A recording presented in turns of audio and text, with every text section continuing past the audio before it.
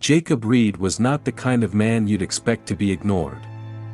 At 52, he was the commanding presence behind a billion-dollar diner empire, Cresthill Eats. Known for his sharp suits, sharper instincts, and unmatched work ethic, Jacob had built his company from a single greasy spoon he bought with his college savings, but now, dressed in a faded polo shirt and off-brand sneakers, with a mop in his hands and a name tag that read J, he looked like any other new hire hoping for a second chance at life. This wasn't a game. Something was wrong. Sales were flatlining in several locations. Turnover was skyrocketing. Online reviews from one specific diner in Milwaukee, once a flagship location, hinted at a dark undercurrent: poor service. High stress, apathetic staff. Jacob had hired consultants. He'd sent regional managers. Nothing changed. So, he made a decision: go in himself. Not as a CEO. Not as Jacob Reed. As Jay, the new cleaner, Jacob knew it was risky. The public had no idea about his undercover mission, and the last thing he wanted was to blow his cover.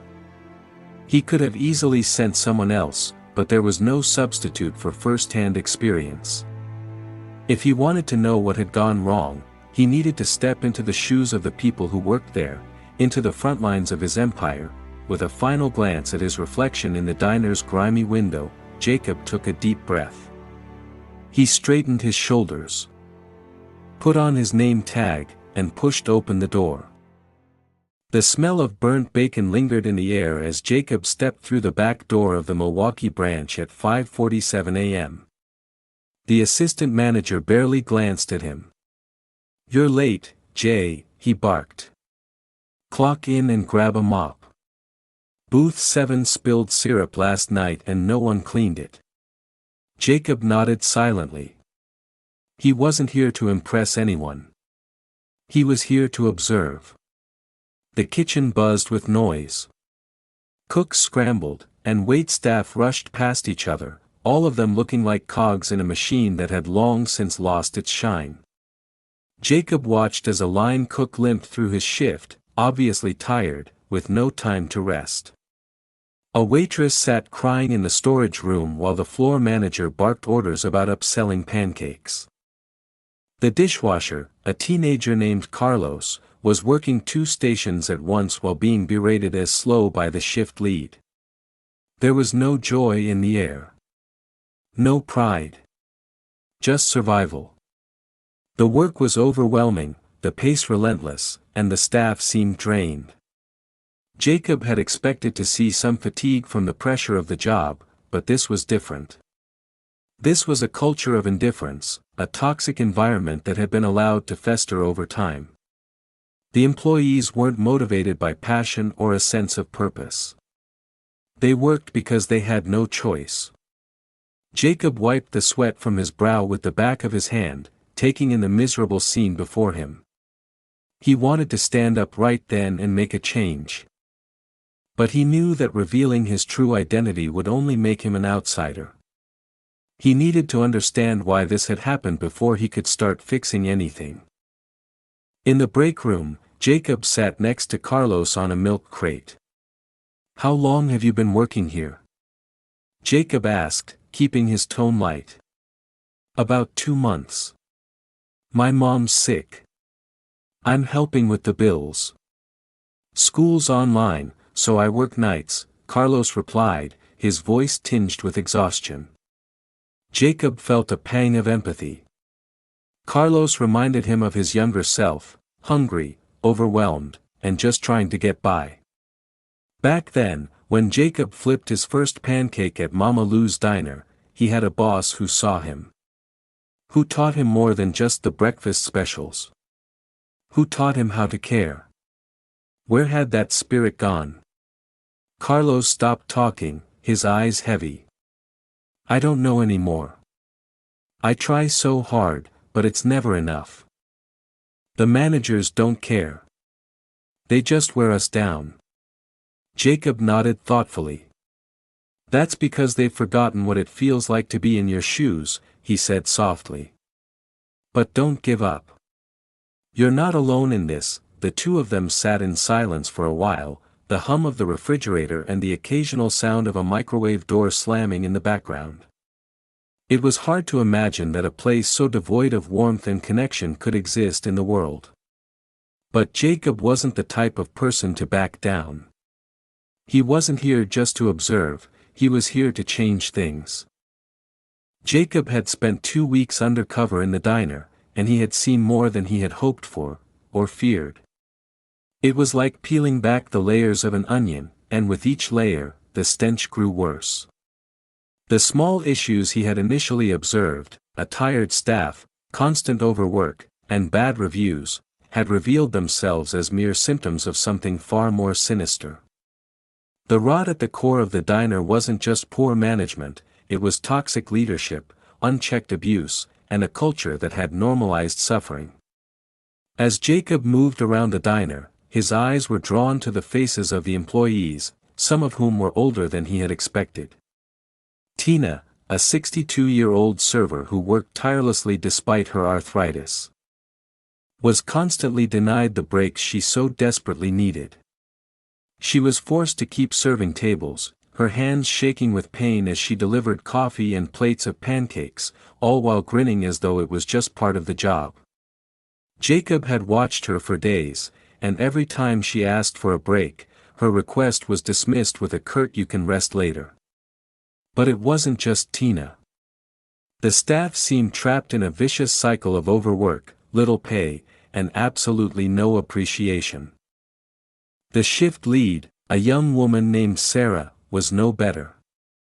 She was overwhelmed by the responsibility of managing the kitchen and floor and had taken on the role of enforcer, constantly berating and belittling the other employees. She made it clear that mistakes would not be tolerated and that everything was her way or the highway. Jacob noticed one of the most disturbing patterns: employees were regularly denied breaks or forced to stay late, all to avoid the threat of being blacklisted by management. Darren, the manager of the diner, was a tyrant with an inflated sense of power. He made it clear that anyone who dared speak out about poor treatment would be blacklisted and their reputation would be tarnished within the company. There were no opportunities for advancement, and most employees were too afraid to even ask for help, knowing it would be met with harsh retribution. One afternoon, Jacob found himself in the break room, watching as Tina, frazzled and nearly in tears, was told to keep working despite her obvious exhaustion. Jacob's heart broke for her. He remembered what it was like when he first started working in restaurants. Back then, he had a boss who cared enough to ask how he was doing, to listen when he had a problem. He hadn't had to deal with abuse and mistreatment from management. It was foreign to him. But that was exactly what Tina and the others were dealing with. Jacob could see the signs of burnout, and yet the staff just kept going, hoping the next day might be better, that the boss would show some mercy. But Jacob knew that unless something changed, things would continue as they were. It wasn't just bad management, it was a system of oppression, where employees were nothing more than disposable parts in a machine. He had to act. But first, he had to get out of his disguise. If he stayed in this role too long, he risked becoming part of the very problem he was trying to fix. The time for watching and listening had passed. It was time for action. Jacob's frustration had reached a boiling point. One night, after the diner had closed, Jacob lingered behind in the empty kitchen, slowly scrubbing down the counters and pretending to clean. But his mind was racing. It had been weeks now, and he had gathered enough evidence to know that Darren's toxic management style was destroying this place. What troubled Jacob the most was that no one had spoken up. The employees were too afraid, and the corporate structure was too far removed to see the real issues. While he was cleaning, Jacob noticed something odd: a small leather-bound journal wedged behind the soda syrup boxes. Curiosity got the better of him, and he picked it up. It was filled with handwritten entries, some of them dated and some simply with the date scrawled on the edge of the page. As he flipped through the pages, Jacob realized it belonged to Alice, a server who had left the diner a few weeks ago. The journal detailed her experience working under Darren's regime, recounting incidents of bullying, overwork, and harassment. There were even instances where Alice had tried to report the treatment to HR, only for her complaints to be ignored or dismissed. She had written about how the workplace environment had become hostile, where employees were afraid to take breaks and were penalized for any kind of personal need. One entry even described an incident where Darren had publicly humiliated Alice in front of the staff for a minor mistake. Her words were raw, filled with a pain that Jacob had not expected to read, but deep down, he knew it was the truth. Jacob sat down on an overturned crate. The journal in his hands, and for the first time in weeks, he allowed himself to feel the weight of the situation. He couldn't ignore this any longer. The time for undercover work was over. He had enough. But he knew he had to approach this situation delicately. This wasn't just a few bad apples. This was systemic failure, and if he wasn't careful, he could make things worse. That night, he stayed late in the diner, carefully planning his next steps. He would not let Alice's voice, nor the voices of anyone else who had suffered here, be silenced. He would not let Darren's reign of terror continue. The next morning, Jacob came in early, as he always did. But today was different. Today, he had a plan. Jacob walked into the kitchen with a determined step, a quiet energy surrounding him. It wasn't the same nervous energy he had felt in the first few days of his undercover operation. No, this time he was resolute. He was ready to make a change. He knew it wouldn't be easy, but it had to start somewhere. As he set down the mop and started to scrub the floors, Jacob took a deep breath and surveyed the kitchen. He looked at the faces of the employees, exhausted, beaten down, but still working. He knew they deserved better. They needed to feel like their voices mattered. "I brought coffee for the whole kitchen," Jacob said, trying to break the silence. "It's on me." The staff exchanged confused glances. But they were all too tired to refuse. Jacob smiled softly, hoping his gesture would open the door to a deeper conversation. He started asking questions he had never asked before as a CEO. "What would make your job better?" he asked, his voice calm and genuine. At first, no one answered. The silence hung thick, broken only by the clinking of dishes and the sizzle of bacon on the grill. Jacob continued, "I know it's tough around here. But I want to hear from you. If you could change one thing, what would it be?"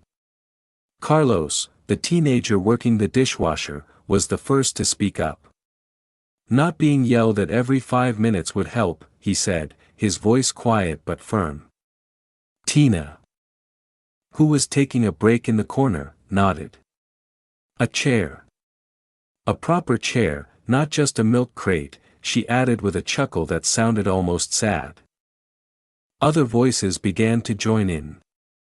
Slowly but surely, the floodgates opened, and for the first time in weeks, Jacob heard the real voices of the staff, voices that had been silenced for far too long. They spoke of the unreasonable hours, the lack of respect from management, the fear of retribution if they dared to take a sick day. It wasn't just about the work itself, it was about being seen, about being valued. Jacob took notes. Every suggestion, every complaint, every hope, he recorded it all. He promised them that things would change, but he knew it wouldn't be easy. He couldn't fix everything overnight. But he could make a start. That night, Jacob stayed up late, reviewing everything he had learned. He made a list of priorities, things that needed to be addressed immediately. The toxic management style had to go. The abuse had to stop. And the employees, his employees, needed to feel like they mattered. Tomorrow, Jacob would confront Darren. And this time, there would be no going back. 3 weeks had passed since Jacob Reed, undercover as Jay, the janitor, stepped into the crumbling Milwaukee diner that once stood as a proud part of his empire. In that short time, he'd seen enough to shatter any illusion that leadership could be managed from behind a desk. The rot in the diner was not surface-level grease or outdated equipment. It ran deep, into the marrow of its culture. On that cold Wednesday morning, Jacob mopped the tile floor just before the breakfast rush, watching Tina struggle to carry a full tray of plates. Carlos cleaned in the back, humming quietly to himself. The team had started to open up. There were still problems. Years of poor management didn't unravel overnight, but something was shifting. There was laughter again. Eye contact. Dignity. That was the moment when Greg Walker, the regional manager, walked through the front door. Jacob recognized the man instantly. Greg was the kind of polished corporate face that looked more comfortable in meetings than kitchens. He wasn't supposed to be there. No one from corporate ever came without notice. Jacob? Greg said, pausing in the entryway. It was a single word, but it echoed like a gunshot across the diner. Tina froze mid-step. Carlos dropped a spoon. Darren, the floor manager, who had just come out from the back room, turned pale. Jacob stood up straight, mop in hand. He could feel the collective gaze of the entire staff land on him. The jig was up. There was no quiet retreat now. He pulled off the J name tag slowly and set it on the counter. "Yes, Greg," he said calmly. "We need to talk." The moment Darren realized who Jacob was, his bravado collapsed. The arrogance that had so defined his tone, his posture, his every interaction, gone. He opened his mouth, searching for words, but none came. Jacob didn't raise his voice. He didn't have to. Let's step into the office. Inside the cramped manager's room, Jacob turned to Greg and handed him a worn notebook. "Read this," he said. It was Alice's journal. The one Jacob had found tucked behind the soda syrup crates. Greg scanned a few entries and looked up, visibly shaken. Jacob continued, "There's more. I've been recording testimonies. Verbal, written, and on video. This location has become toxic, and if this is happening here, it's probably not the only one." Greg stammered, "Why didn't you come to me earlier?" Jacob looked at him evenly. "I did. I came as Jay. Because coming as Jacob never gets you the truth. People tell the CEO what they think he wants to hear. But Jay hears everything." Greg nodded. "What do you want me to do?" Jacob didn't hesitate. Darren suspended, effective immediately. "We'll launch a full investigation into management practices here. Then we look at other branches. This can't happen again." Greg agreed. Word spread like wildfire. Darren left the building with his head down. The team didn't cheer, there was no celebration, but there was a noticeable shift. A collective breath exhaled. It was the end of something dark. And the beginning of something brighter. "I owe you all an apology," he said. "Not just for Darren, but for allowing this culture to take root in the first place. This place, this company, was built on hard work, respect, and dignity. Somewhere along the way, we lost that. I lost sight of it." Carlos spoke up, shyly. "Why'd you come undercover?" Jacob smiled. "Because I didn't trust the filtered reports I was getting. I needed to see it for myself. And what I saw broke my heart." Tina stood and placed her hand on his shoulder. Then let's rebuild it together. That very afternoon, Jacob did something that no one expected. He announced the temporary closure of the diner, 1 full week, with full pay for every employee. We're hitting reset. He explained. When we open again, it won't be the same place. And it wasn't. During that week, the entire space was deep cleaned and modestly renovated. The floors were waxed. Booths were repaired. Bathrooms were updated. But the biggest changes weren't visible to customers, they were internal. Jacob brought in counselors to hold open listening sessions. Anonymous surveys were distributed. Policies were rewritten with employee input. A new ethics training module was created, focused not just on compliance, but on compassion. Lisa, a former employee who had quit due to Darren's harassment, was invited back to speak. She stood before the team and shared her story with tears in her eyes. When I left, I thought no one cared, she said. But maybe someone finally does. By the time the doors reopened, something intangible had shifted. Customers noticed. Reviews started changing.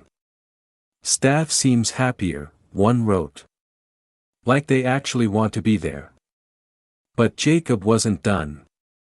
He returned to headquarters and held a live video call with all district managers and franchise owners. He didn't shout. He didn't lecture. He simply played a recording of Carlos's story, his mother's illness, the double shifts, the verbal abuse. Then Jacob spoke. If this is happening in Milwaukee, it could be happening in Des Moines. In Phoenix. In Little Rock. We are Cresthill Eats. Not Cresthill Exploits.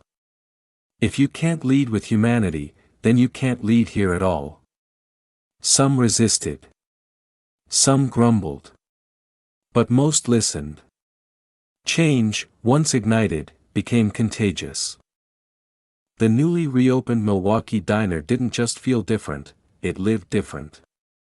Jacob's presence had become mythic among the team, but the reality was simpler. He had become a bridge. Not a savior, not a boss. A listener. A partner. One of the first things Jacob implemented was an open-door storytelling platform he called Voices of Cresthill. Every month, a different staff member from any diner could submit a story, an experience, a challenge, a dream. One story would be shared across all branches in a printed newsletter. Names could be anonymous. But every story had to be real. Carlos was the first. He wrote about how he almost quit. About how Jay the janitor made him feel seen. How his mother, though still ill, cried when he told her he had gotten a scholarship from the company founder himself. That story was printed and shared across over 300 Cresthill locations. It was framed in some. Read aloud in others. And with it, came waves of response. A single mom from Texas wrote in. A former prisoner in Chicago, now working as a dishwasher, shared his redemption. A waitress in Oregon talked about rebuilding her life after loss. And each month, Jacob personally responded. In Milwaukee, things continued to improve. Tina, now a shift supervisor, started mentoring younger staff. Lisa returned part-time, managing employee wellness. The diner became not just. The impact of Jacob Reed's undercover mission echoed far beyond Milwaukee. Once word spread that the CEO had gone undercover as a janitor, employees across the country felt empowered. They began speaking up. Suggesting changes. Asking for fairness, not with anger, but with courage. More importantly, corporate began listening. Jacob instituted a new employee oversight board, half made up of hourly workers. They met monthly to audit policy, review complaints, and suggest initiatives. Each suggestion was tracked and addressed in quarterly updates made public to all staff. Franchise owners, seeing the positive changes in Milwaukee, began replicating the model. Compassion training. Open reporting channels. Anonymous feedback mechanisms. The top-down model was being replaced by something flatter. More collaborative. Customers noticed too. Cresthill's back, one food blogger wrote. And it's not just the food. It's the soul. Jacob continued visiting branches, but now he came openly. No disguises. Just presence. He shook hands. Listened. Sometimes cried. At the company's annual leadership summit, Jacob closed the event with a simple statement: people make the place. Not profits. Not perks. People. He crowd stood. Not for the CEO. But for the janitor who had become the bridge, and in the diner in Milwaukee, still framed above the new employee bulletin board, hung the name tag that started it all, J. Lesson: the heart of a business is never its numbers. It's the people behind the counters, in the kitchens, and cleaning the floors. When they're forgotten, so too is the soul of what we build. But when they are seen, heard, and respected, the smallest diner becomes a kingdom. And the man beneath the apron becomes a hero, not because of title, but because he dared to listen.